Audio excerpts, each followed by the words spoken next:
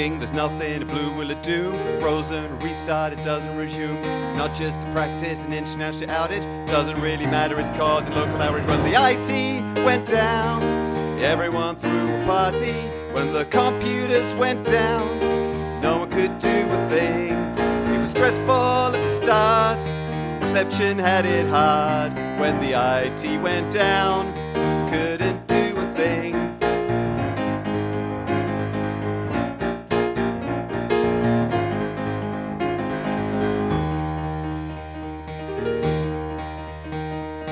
Call you in, but I don't know your name. Write you a prescription, but we gave away the pens. Not sure cloud computing's for us. Are we just paying for the wedding of Jeff Bezos? When the IT went down, everyone threw a party. When the IT went down, couldn't do a thing. It was stressful at the start, reception had it hard. When the IT went down, couldn't do a thing. Soon got into the swing of things.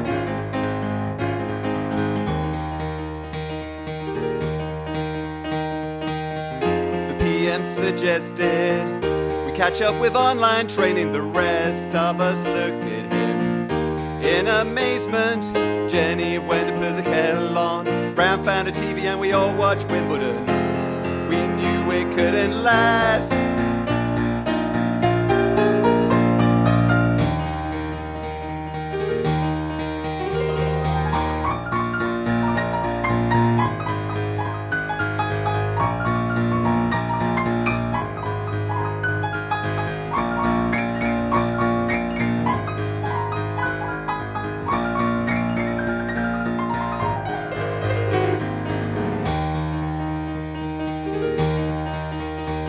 When the IT went down, everyone threw a party. When the IT went down, no one could do a thing. It was stressful at the start, reception had it hard. When the IT went down, no one could do a thing. Soon got into the swing of things. No one could do a simple thing.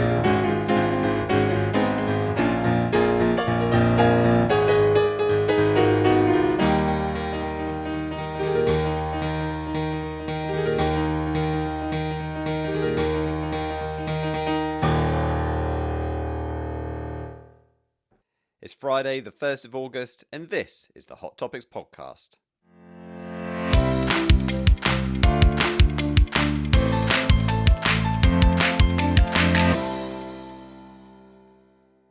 Welcome to the Hot Topics podcast from NB Medical. Neal Tucker here as usual. Thanks for joining us once again. We'll be here for the next 20 minutes or so looking at some of the latest research relevant to us in primary care from the last 4 weeks or so. I hope you're having a great summer. I hope you're enjoying the weather. I hope you're not battered by logistical challenges of juggling work and family life. I hope that you have a moment of peace and quiet to enjoy this podcast. And if you do want to, or if you have some time to catch up with some CPD over the summer, then do check out the nbmedical.com website. We'll be back in September with more live online courses. Don't forget, we've got those face-to-face courses coming up as well. But you can access all of the previous courses that we've done online, on demand, at your convenience on the website. What's been in the medical news over the last week? Well, all the talk, of course, has been about the resident doctor strikes. The first round of those have just ended, just in time, of course, for the new cohort to move on to their next set of jobs or their new jobs. We'll have a new lot of GP trainees in practices around the country this week. There's been a definite swing in public support for striking doctors compared with a year or so ago. But I just saw a report in Pulse a couple of days ago that was reporting on a survey by the BMA suggesting that more than 50% of doctors finishing their foundation training don't have a job to go to when it gets to the 6th of August next week. Half of them don't have a job. No wonder they're pissed off. I've no doubt that we need more doctors in the NHS, but there's no point in having more medical student placements if there's not the jobs ultimately for them to go into in the future. If this is actually accurate, I just can't really get my head around it. I was thinking we had it bad in general practice, but this makes me really grateful that I'm a GP. Now, enough with the news and on to the research. 2 studies today. So firstly, we are going to have a look at one for those duty doctor days, ondansetron for gastroenteritis in kids. Is this a viable option? And then we're going to have a look at a paper published recently in JAMA Internal Medicine looking at low-dose methotrexate for the treatment of inflammatory knee osteoarthritis. Is this the magic bullet for OA that we've been waiting for? Right, New England Journal of Medicine first. Multi-dose ondansetron after emergency visits in children with gastroenteritis. Now, I thought this was a really interesting topic, but cards on the table. This is research conducted in patients who were recruited from emergency departments in and across Canada. But I think there are lessons for us here in general practice as well.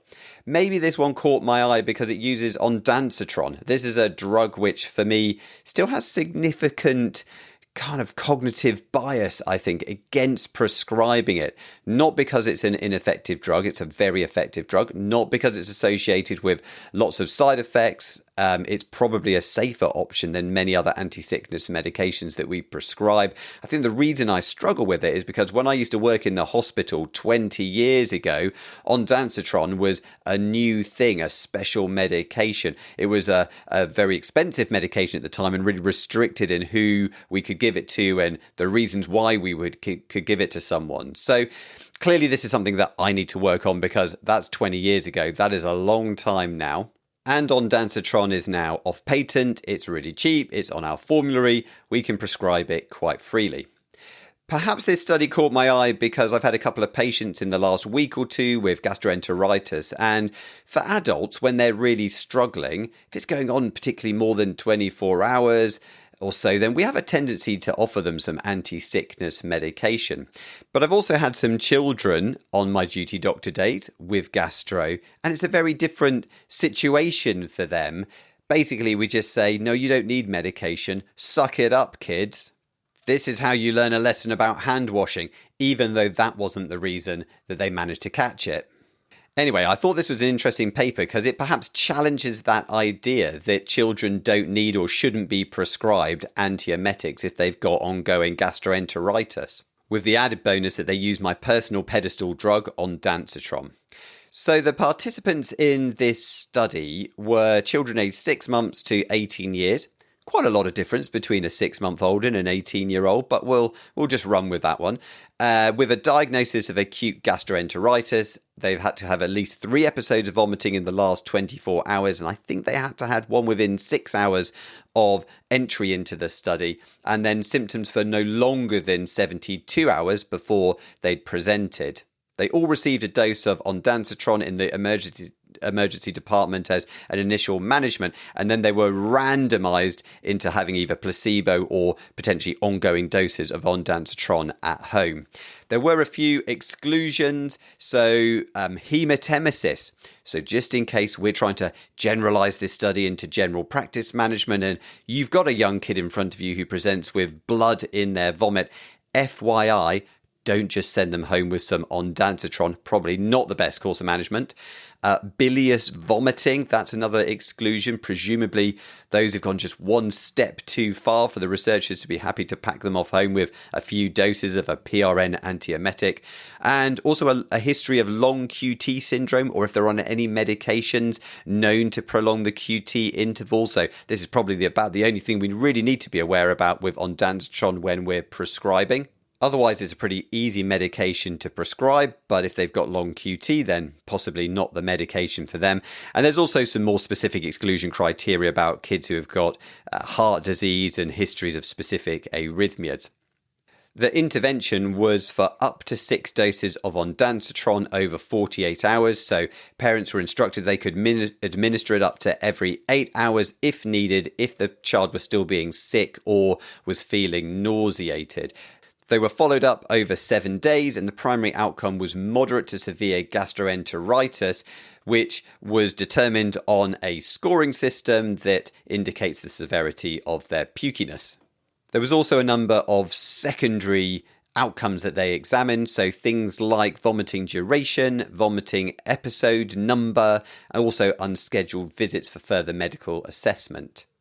All of this, of course, is compared against the placebo group, which I thought would be really interesting because, funnily enough, even during the course of thinking about this study and reading about it and then talking about vomiting, it makes me feel slightly sick. So it'll be interesting to see whether ondansetron could have a significant improvement over that control group. This was quite a big study. They recruited more than 1,000 patients, and by the end of it, they'd managed to follow up 900 of them. So there's a lot of participants here. Now, remember, of course, all of these kids had gastro. That's why they were in the emergency department in the first place. But then the number of children that reported moderate to severe gastroenteritis at some point after that initial visit was 5.1% in the ondansetron group and 12.5% in the placebo group. So quite a big reduction in the numbers of children with ongoing significant gastro. The authors report a numbers needed to treat of 15 to prevent one case of moderate to severe gastroenteritis after that initial ED visit. No difference in the presence or duration of vomiting, but the total number of vomiting episodes was a bit lower if you had the antiemetic. Also, no difference in those unscheduled medical assessments. But the authors did feel that the study is a bit underpowered to be confident in that. And actually, maybe if it was a slightly bigger study, they actually would have demonstrated some differences there. They, of course, looked at safety, and it appears to be a pretty safe medication in the populations that they were using it in. So 7% of children in both groups had an adverse event, equal between placebo and treatment groups. So this is a positive outcome for ondansetron in kids with gastroenteritis. The authors conclude that the provision of ondansetron to children after an emergency department visit for recent or frequent vomiting due to acute gastroenteritis was beneficial. I think this could be translatable into general practice. In our duty doctor sessions, in our out-of-hours work, we often see children that could easily be those children seen in emergency departments in this study. I still can't quite get my head into the mindset of thinking that we should be significantly more proactive in treating vomiting in gastro in kids with medication. I think the vast majority of kids that we have contact with are fine after a fairly short period of time. And of course, that's backed up in this research. So even in the placebo group, we're seeing that 87.5% of kids didn't develop moderate or severe gastroenteritis.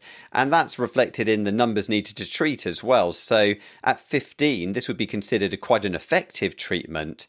But that also tells us that 14 out of 15 children that we might give it to, actually it's not going to change the outcome for them. One caveat that we'd need to be aware of when we're thinking about these statistics is that all of those children were given an initial dose of ondansetron in the emergency department before then being randomized to placebo or ongoing anti-emetic, which does introduce a bit of uncertainty here for us. What about our children who haven't had any ondansetron? How much does that single dose have on the likelihood of these children improving? I think perhaps the main messages that I'm taking away from this paper are that most children that we talk to in general practice who have gastroenteritis are likely to improve irrespective of whether we give them an antiemetic or not. But this data does give us some confidence that in those children who are perhaps just that little bit worse, who maybe aren't improving after 24 hours or struggling with their oral intake, it gives us some confidence to say, yes, we can treat these patients with antiemetics. Ondansetron would be a safe option for the majority of children, and it might improve their prognosis. Plus, and this is one for that little niggly part at the back of my brain, we won't bankrupt the NHS if we do choose to use it.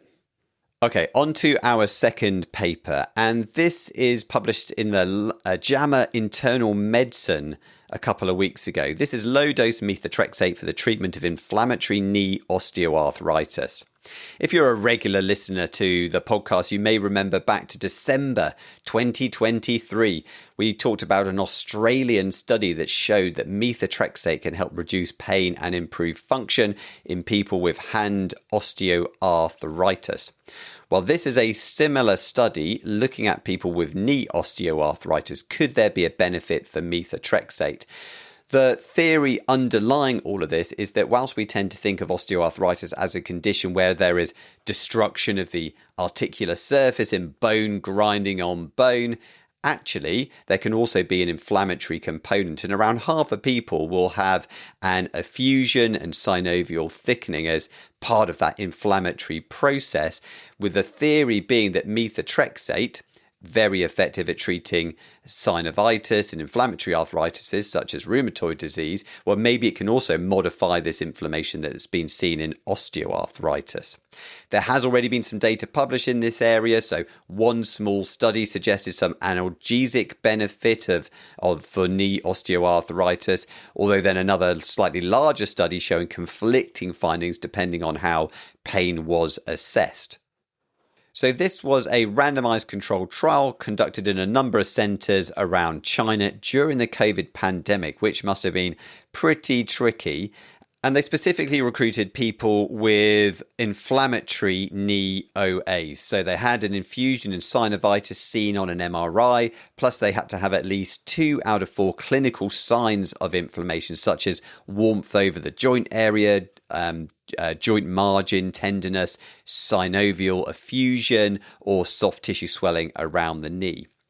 They recruited just over 200 people and randomized them to either placebo or methotrexate 15 milligrams. You might be thinking that 15 milligrams of methotrexate doesn't sound like a particularly high dose. Interestingly, the authors explained that in this Asian population, they normally need a lower overall dose than Caucasian counterparts, as they typically have a lower surface area which influences the concentration and clearance of the drug. As they say, in white individuals, it might be equivalent to having 20 to 25 milligrams per week, which is now getting up to a pretty decent dose. This is all news to me, and I've never thought about this before, but I wonder if specialists in the UK then are adjusting initial methotrexate doses for different patients of different ethnicities that we might have. I'm sure some of you clever people out there will be able to answer that one for me. Anyway, back to the paper, and just so that we can keep in mind about the study population, the average age was 90. Almost 90% of them were female, and they don't really explain why there's such a significant skew towards females here. I don't know, perhaps it's because you're more likely to see inflammatory OA in women rather than men. Again, maybe some of you know the answer to this, but they do acknowledge that perhaps that might affect the generalizability of their results. Around 40% of them had moderate and 40% of them severe osteoarthritis, and they measured pain, function, and stiffness in a variety of different ways. After 1 year of treatment, they found absolutely no difference in pain or effusion or synovitis in the treatment group compared with the placebo group.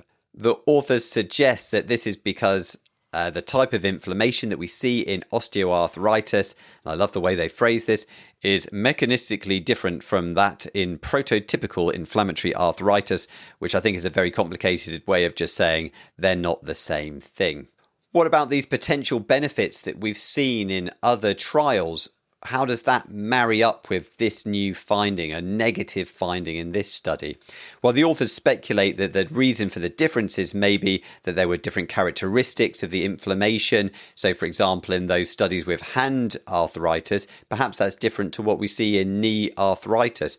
Maybe there's different dosages that have been used. Perhaps there's difference between ethnic groups. And of course, this was a study conducted in a Chinese population versus an Australian population.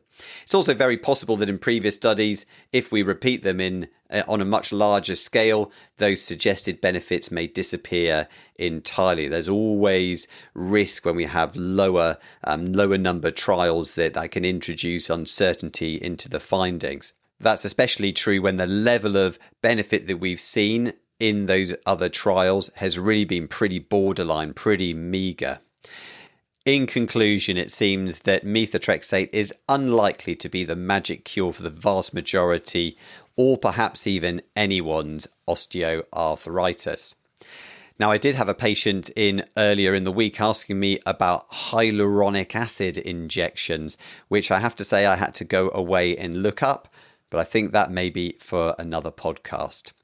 Okay, thanks for joining us on the Hot Topics podcast today. Do check out the nbmedical.com website for everything that's coming up in the new season from September. We're just writing the new Hot Topics course at the moment. We've finished the book. I'm going to be writing some of the slides up over the next couple of weeks. Our first live webinar of that will be on the 20th of September. Join me there.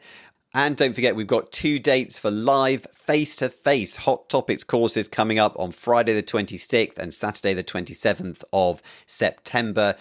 And don't forget, you can always get in touch. You can email on hottopics@nbmedical.com.